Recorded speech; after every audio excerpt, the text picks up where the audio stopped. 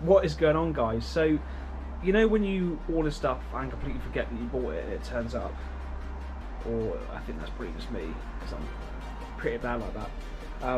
I did actually say that that was going to be the last video for a while, but actually a few other little tiny things, one that's quite important, two that aren't really so important, have actually turned up. So I'm going to do a little bit of video again, unfortunately for your ears, of what's turned up and what's happening.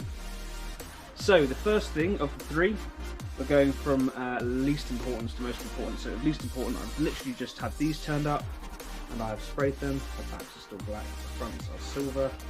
They're ready to go on. These are some headlight eyebrows. First mod I've actually done to the front of the car. It's going to look much better for it, so I will do a video with these on the car. Before and after, so you can see. That's going to be in this video.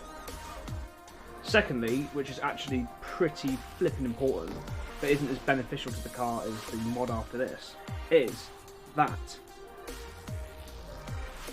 I have found, very luckily, big shout out to the 130i page on Facebook, I found a guy that has a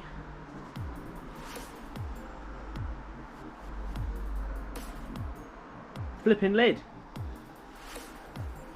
These I've scoured everywhere, I could not find any. BMW wanted about £500 for a new one, which is just insane, and I couldn't find one anywhere. I was looking eBay, Facebook. I mean, Facebook you can find all sorts of shit you would expect it on there. Nope, you can buy dildos and you can buy whatever else you want, but I could not find that lid. So I'm lucky I found that. It was a good price, and again, a shout out to Patrick from the page. You are an absolute legend. You set it to me for a very, very good price. You were very fair, and I can't say much else other than you are an absolute G. So thank you for that. So guys, on to the main point of this video. So the boys at Mishimoto have done an amazing task quite a while ago of making an intake or an intake pipe, in fact, for the N52. So today I'm going to run through with you where I bought it from, what it is, what it does, and how to install it. So here we go. So a big shout out to Mishimoto. So believe it or not, their bags match the colour of your intake pipe of choice. So you can probably guess what colour my intake is. It's definitely pink and brown. So I ordered that from eBay. It cost me about £50. Unfortunately, for those who might want to buy one, at least through eBay, as it is, I bought the last one. So they're quite an uncommon modification, and not many of them were produced. So I don't know whether that's the last one. Probably not. If it is, I'm very, very lucky. But I will endeavour to see if I can find it on an alternative location for you to buy it. Here we are then. Here's the kit. So you've got a pamphlet, which has got a large range of their different BMW products on there. It comes with 2 Jubilee clips of the correct size. They are the pathetic ones that are not much stronger than cable ties, you know what I mean. The ones aren't very strong, but they'll do. That Mishimoto, up your game, lads, up your game. And then finally, we have the piece. This is good because it's got a ridged edge, so that is the part that's going to go on with the throttle body. It'll fit on there perfect as well. The ridged edge will stop. Ridged edge, can't talk, will stop you from pushing it on there too far, because this is a very, very precise fit. So if you get it too far on one end, it won't reach the other. So there we go. That's your wider output for the airbox. What a nice bit of kit, guys. That is awesome. I love the colour combination on that, and that is really good. Now you're looking at it thinking, why the hell have you spent that money on a hose? Now, here's the interesting part. This hose has been actually found, this is with dyno results as well, to increase the bhp of your car by up to 7 horsepower. And you're probably going to think I'm chatting utter crap. But I'll explain this later in the video when I take the original intake off and explain why you're losing power from it. I say these are actually vegan safe as well, I think, for you vegans out there. Awesome. Unfortunately, if you are vegan though, you won't like your pig meat powered intake pipe for your BM, so if you are vegan then you'll have to just send this to me, I'm afraid.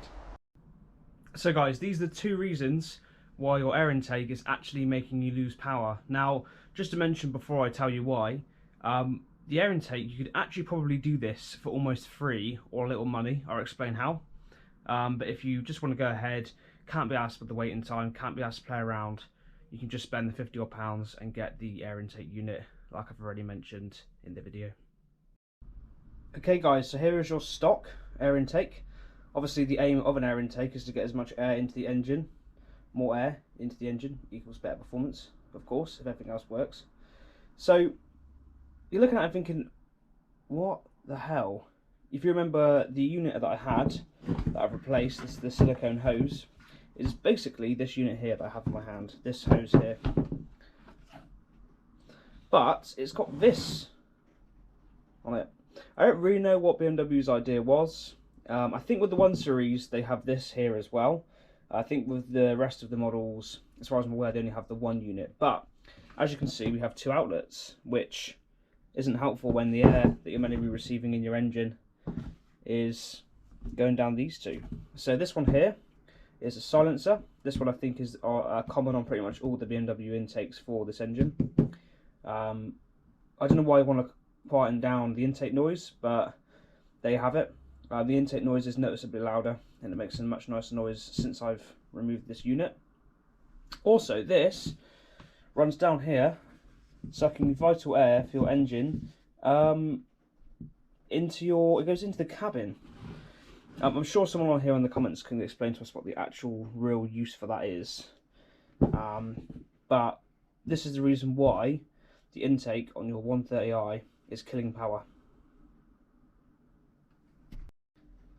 Now, I bought the last pipe. They'll probably be available from elsewhere, but when they are one day not available to buy anymore, there is a way to get around this without buying or paying the £50 or so to get the unit.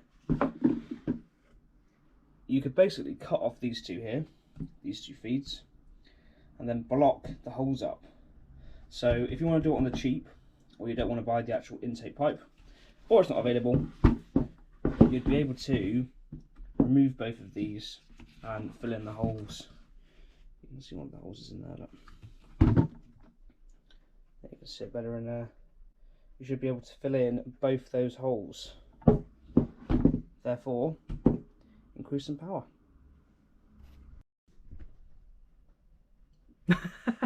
So, the air intake was on. I drove it home approximately 3 or 4 miles. And you know, 7 horsepower, they tend to say that you're not able to notice anything less than 10 horsepower increase, which would be about 26 horsepower in my case. But it definitely feels more responsive. Top end, it really screams and it really sounds nice. So as much as I probably won't notice it, it does mean that when it comes to be remapped and when it's all finally done, I should hopefully be pushing a few more horsepower over those with the original intake. Okay guys, see you on the install. So back again guys with the glorious M52. We're going to remove all the parts necessary to get to the intake pipe down the bottom, hiding in between here and the intake. And while we're here, we're going to yeet out the old and we're going to bang on the new. There's a lovely clean filter, ready for our beautiful new lid. So guys, you don't need to remove the lid of this by the way, but the 2 10mm in there, the 6mm hidden down there, which is that clamp you can see around there. Pull that off from the box. I've taken the sensor you can see in front of you off as well, which I'm just going to pull out of the way. I always find that easier to do. And then that is everything to remove the airbox out of the way, as well as unplugging it off of this here as well. So here's the intake pipe we need to get to. The other side of it is over there. You can see there, Jubilee clip pipe. And then what I'm going to do is remove this, which I think is 2 8mm nuts, and just move this over here out of the way for ease of access. So in fact guys, it was actually 2 10mm which are here. You want to unclip this here, this clip here, to lift this back hose up, and then you can move this out of the way over here. It gives you access to the pipe that we're replacing in here. Just some top tips, guys. There's it pulled away from the unit, so pull it away from the throttle body. You've then got to create enough of a gap to then lift this up here, to lift this whole rubber bung off of here. So that lifts out like that, and you should be able to pull this all out, which I'm going to need 2 hands for. It's always a good idea while you're here, guys, to just check up inside your throttle body, make sure all is well. I'm going to do a separate video of how to remove that, because mine looks quite dirty, and it's probably worth an inspection, as is the diesel valves and other parts of the intake I've got to look at as well. But for now, that is it removed, ready to put on the new one and clamp it all on, packed together. That's it fitted there, but I don't know whether the fitment's right. It's really hard to tell because of how close the airbox is going to be. You've got very little pipe to play with, but that is it on there, I think in the right position. Right guys, so I just had a test fit with the airbox and it fits in there perfectly. Make sure you test fit with the airbox first, so you know it all fits before you put it all back together, and then you can't fit the airbox, which would not be fun. So there we go. That is how to install that, and yeah, you just reverse everything you've already done. Ain't it nice to see a lovely pristine airbox? But here's the biggest fucking top tip I can give you for this, because this is a prick. Attach the hose onto the airbox, and then with it attached to the airbox, not tied down but on there, attach it onto the throttle body, then tighten, then put it back together, because that was a prick. I had it attached on here originally and I was trying to get it into the box, it just wasn't happening. So bang it on the box, slide it through, tighten both ends, and you are onto a winner. So there's it before, there's it after.